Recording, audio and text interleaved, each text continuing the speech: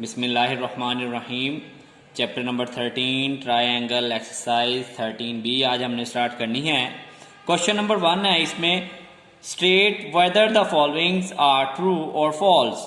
तो देखें जी, पहला पार्ट जो है इसका, right triangle can also be an isosceles triangle.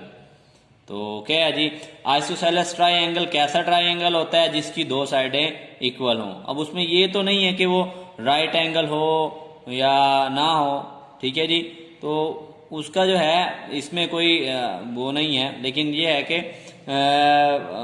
ये ऐसा बस उसकी दो साइडें इक्वल होनी चाहिए। तो दो साइडें अगर इक्वल होंगी, एक 90 की हो तो वो भी इक्वल हो, तो वो क्या होगा, आपका आइसोसेलेस ट्रायंगल होगा। तो ये ट्रू है। A scalene triangle is always an acute angle triangle. एक स्केलन ट्रायंगल जो होगा वो आपका क्या है जी, हमेशा एक्यूट एंगल ट्रायंगल होगा। तो ऐसा बिल्कुल नहीं है, क्योंकि जो हमारे पास जो स्केलन ट्रायंगल की कंडीशन है, जो उसकी साइड्स हैं, यानी कि एक ट्रायंगल जो है उसकी साइड्स वो डिफर होनी चाहिए दूसरे से। तो वो वाला जो ट्रायंगल होगा वो आपका स्केलन ट्रायंगल होगा, ना कि उसमें कोई एंगल की हमारे पास है कि वो लेदर देन हो या ये हो, ऐसा कुछ नहीं। अगर an isosceles triangle can also be an obtuse angle triangle. तो वही फिर बात हो गई, अभी हमने इसमें पढ़ा कि जो आइसोसेलेस ट्रायंगल है तो उसकी दो साइडें सेम होती हैं, एंगल का उसके साथ कोई मलदखल नहीं होता। तो फिर क्या है जी, तो ऐसा एंगल क्या हो सकता है जी, आइसोसेलेस ट्रायंगल। तो ये ठीक है।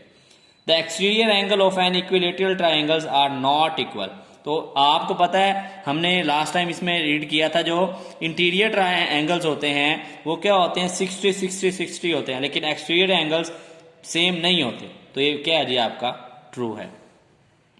अब जैसे हमने रूल पढ़ा था, एंगल्स की तीनों साइडों को ऐड करें तो वो 180 के इक्वल आती हैं। तो क्वेश्चन नंबर 2 बिल्कुल उस पर बेस करता है। स्टेट विद रीजंस वेदर और not you can construct A B triangle in each of the following cases. तो देखें जी, मैंने वैसे ही लिख दिया इसको, एंगल ए, एंगल बी और एंगल जो है सी वो इज इक्वल टू 180 डिग्री के होते हैं।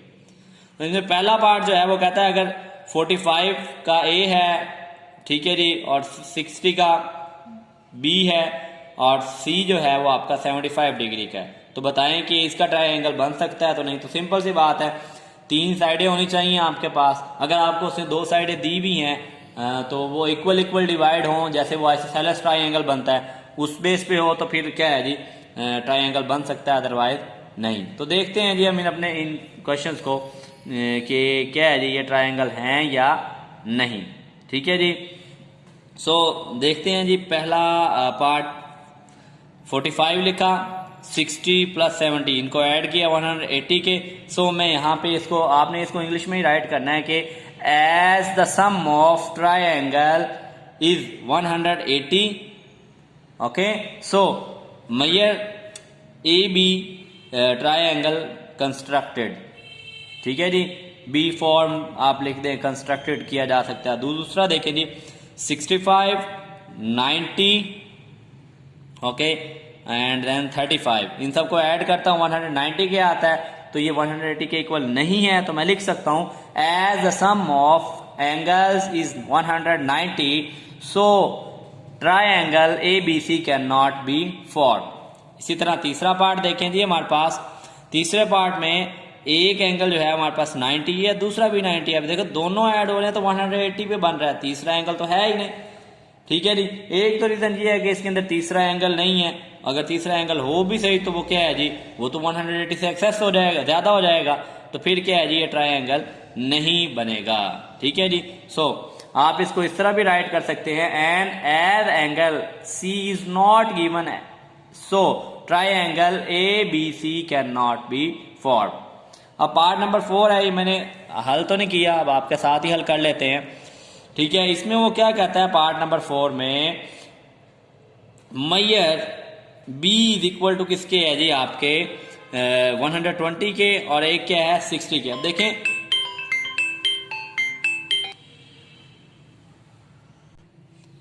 सो इस क्वेश्चन नंबर 4 के अंदर हम देखते हैं, हमें उसने कहा angle B is equal to 120 और सी जो है वो 60 से लेदर देन है, लेदर देन का साइन लगा हुआ है, तो मतलब क्या ये अब एंगल बन सकता है? तो सिंपल सी बात है, तो ये एक्यूट एंगल है, लेदर देन है, तो दूसरा भी क्या होगा, जो एंगल ए है वो भी एक्यूट ही होगा। तो ये जो है क्या है जी, बन सकता है। मतलब अगर लेट्स सपोज करो ये 20 है, तो दूसरा क्या है जी आपके पास अब 120, अगर बाकी क्या है जी आपके पास 30 और 30 के दो एंगल हो जाते हैं, तो वो क्या है जी 180 के इक्वल होंगे। तो मैं कह सकता हूँ कि ये जो है ये क्या है जी ट्रायंगल फॉर्म हो सकता है। अब इसी तरह लास्ट वाला जो है वो कहता है 68, 50 और 62, तीनों एंगल दिए हुए हैं। जब मैं इनका सम करता हूं तो वो किसके इक्वल आता है, 68 plus 50 plus 62 is equal to 180 degree आता है कि नहीं? बिल्कुल आता है। सो मैं कह सकता हूं कि ये जो इनका जब हम सम करते हैं तो 180 के इक्वल आते हैं, तो हम इनको क्या कर सकते हैं, ट्रायंगल इसका फॉर्म कर सकते हैं। क्वेश्चन नंबर 3, इसमें आप देखें जी, वो कहता है can an obtuse triangle has a right angle as one of its angle. आपको पता है ऑब्ट्यूज ट्रायंगल जो होता है वो उसका एक एंगल 90 डिग्री से अबव होता है।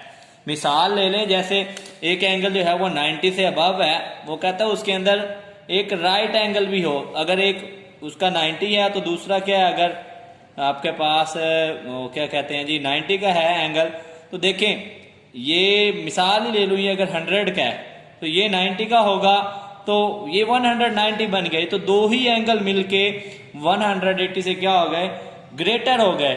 तो क्या होगा, तो ट्रायंगल आपका नहीं बनेगा।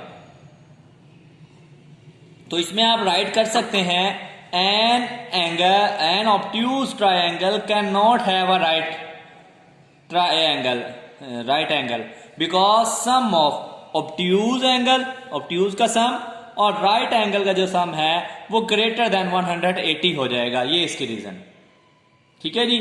नेक्स्ट इसका जो क्वेश्चन नंबर 4 है, is it necessary for the two angles of a right triangle to be acute? क्या ये जरूरी है जो दो एंगल होंगे राइट ट्रायंगल के उनको एक्यूट होना चाहिए?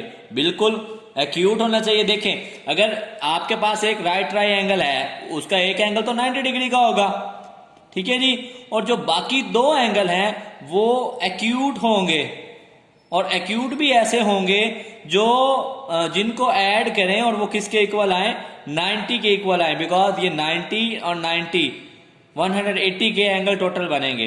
तो इसका आंसर भी हम इसी तरह राइट करेंगे, yes the sum of two acute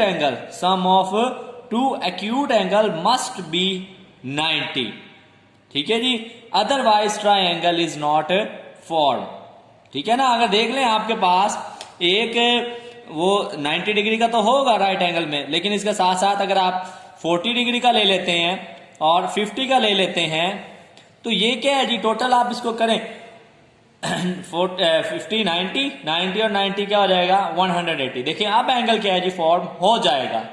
अगर ऐसा हो, मिसाल के तौर पर 90 एक एंगल 80 का हो जाता है और दूसरा एंगल 40 का हो जाता है, देखिए अब ये क्या हो जाएगा, इनका सम 180 से ग्रेटर हो जाएगा, तो ये ट्रायंगल फॉर्म नहीं करेगा। ओके, अब इसी तरह हमारे पास क्वेश्चन नंबर 5 है। क्वेश्चन नंबर 5 में वो पूछता है right the size of angle, ये तो बहुत इजी सा है जी, ऑफ एन इक्विलेटरल ट्राइंगल। तो इक्विलेटरल ट्राइंगल की डेफिनेशन में भी हमने पढ़ा था, जो इक्विलेटरल ट्राइंगल होता है उसके जो इनर एंगल्स होते हैं वो क्या होते हैं, 60 डिग्री 60 डिग्री और 60 डिग्री के होते हैं। अब इसी तरह आइसोसेलेस राइट एंगल ट्राइंगल, इसकी भी हमने जब अपना इंट्रोडक्शन 2 पार्ट पढ़ा था, उसमें मैंने आपको बताया था कि एक तो राइट एंगल है तो 90 डिग्री एक मस्ट होगा, ठीक है जी। तो बाकी क्या रह जाएगा, 40, दो साइडें सेम होंगी तो 45 डिग्री के जो होंगे बाकी दो एंगल होंगे, ठीक है जी। होपफुली आपको इनकी समझ आ गई होगी। बाकी आप मेरे इस चैनल को सब्सक्राइब भी करें ताकि जो भी मैं वीडियो अपलोड करूं आपको उसका जो नोटिफिकेशन है वो जल्द से जल्द मिलता चले, ठीक है जी। दुआओं में याद रखिएगा। अल्लाह हाफिज, शुक्रिया।